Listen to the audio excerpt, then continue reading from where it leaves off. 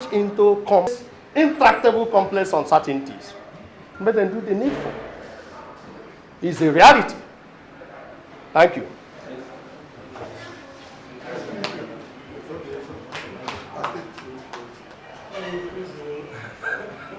I know that we are listening to you, but then I want to. He's not talking to you, he's talking to his dear friend. Go, I hear you. Don't mind the distraction. He was talking to his girlfriend. Sorry, I need to get hear something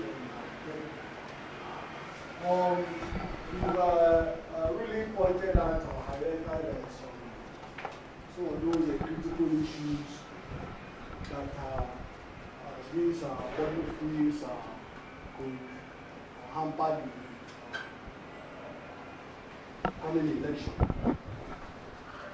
But I was actually trying to get your position on some of these things we've talked about.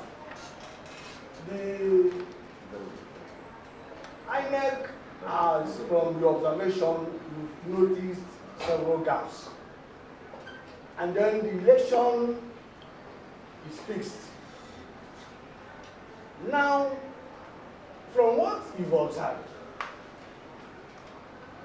are you saying that we shouldn't go into the elections? Or are you saying we should go into, because we don't have all the time? From what you observed, are you saying that this election should not be until these issues are sorted out? Because you are raising almost an alarm that, look, take care of this and you don't have all the time. So what are you saying? No, that is to tell you that we are in support of the election. Because these things are solvable. The only thing that is no longer, that blunder has been committed. But let me tell you, you have right to assess every situation. Even after the conduct of election, the United States, the European Union, and what have you, we see them addressing a press conference. Njenje, girl are there, and that is the role we are playing. we are not gathered here to begin to promote one country. It's not our business. It's not our business. Go there. If you know that you are a candidate, go there. Promote free and fair election, inclusive election. If you leave it and begin to do another thing, we will denounce you, we will deny you, we will say you are a rigger. You will say you are a doing of corruption. So that's what you are saying. So but the one that has gone bad is disenfranchising. And it's a fundamental blunder. You can't disenfranchise people. It's wrong. And that is not as if whether you disenfranchise people in the context of egalitarianism or you did it discriminatorily, it's wrong. You don't do that. It's a fundamental thing. Now that is why it is called fundamental human right. Right to vote or be voted for. Right to participate in a political process. Never mind that Nigeria is a country that is not serious. Even those people in it are not serious. So when bad things go wrong, when bad things happen, they say, well, it's normal, what have you. But we must have to, as conscience of the people, as societal agents, we are here to condemn what is right, what is wrong, and commend what is right. So we have not said INEC will not go, but we are telling you, this is the election that INEC is going to conduct. For instance, if we are talking about military, please, don't militarize, don't terrorize voters. It does not mean that the election will not vote. If you are saying justices of the Supreme Court or Court of Appeal, please do not repeat the armada of a post-election judicial harakiri in Imo State in 2023 presidential election. It doesn't mean that that the military will, the judiciary will not preside over the post-election litigation. So we are doing our best here by staking our liberties and what have you, to conscientize people, to inform the whole world of what is in the offing. That's what they are saying. So it doesn't mean that we are not in support of, we are saying elections should be put off.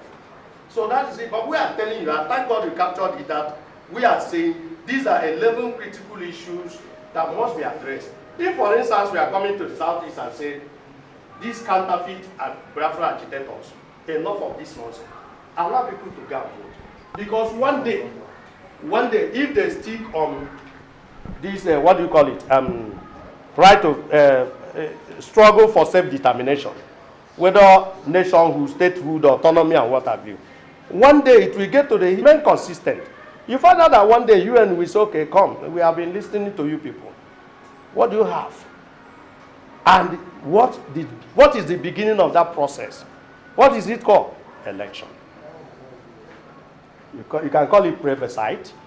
You can call it a referendum or referenda. It is what? A process of election. And I have given them the expo. Although I'm not worried because the people who are now involved are not the mainstream. These are counterfeit. These are the people that are hijacked by politicians, and the activities are commercialized and politicized. If it is the mainstream group that is doing that, we quickly remind them, I've reminded them that look, one day you hope to actualize your dream, Abi. Yes. One day UN will say, come, time for referendum or plebiscite. What are you going to do? And what if the host government, the host territory, now begin to apply this method you apply, no election, and begin to import all these people from Chad and Niger and what have you, and dress them, give them ubunze and what have you, to go and participate in it. Once you get 51 days, those who say no referendum, clocks 51%. And those who say referendum, 49, that is the end of referendum for the next 1,000 years. Prof, am I right?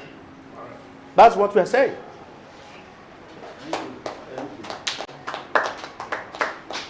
So, Prof, only comments, a few comments. Prof can, we're chikota, already short like that. No, 1 minute. No, we can. No, we can, one or two of them. From here, from the table. Okay. Somebody has a question. Question, can I get? Is it question or comment? Yes, yes. I mean, when did I go, Prof? Another question. We are saying that we're going to find it. Okay. There's no time. Okay, thank you, gentlemen of the press, for being here. I think that what is very important is that we are only contributing our own little quota towards ensuring that a credible election is enthroned in Nigeria. I think that's the essence of this meeting. What more we can do is to go back and digest these things and push them further to the society. Some of these things we have been doing, they are paying off. Last week in Ebonyi, embargo was declared illegal, by a competent court of law. If people had gone to sit down to say, well, we can't do anything, it would be so. And so, what I think we're doing is something that we will continue to do. Our hope is that this election will help to still unite people. Otherwise, there is a way the election will happen. I am aware that some of the international community, some of them have been pushing their own people out of this place with tact, because they are expecting that there could be some issues that might arise after the election. So, but, well, God forbid, by our own conscientious efforts, as we're doing, all of us, the country will get back on the rightful trajectories that will help us to get to the point we all expect. I'm sure that nobody is happy about the way things are managed. El-Rufai, who is making all the noise he's only making it because of few states in the Northwest. There's no country that should operate that way.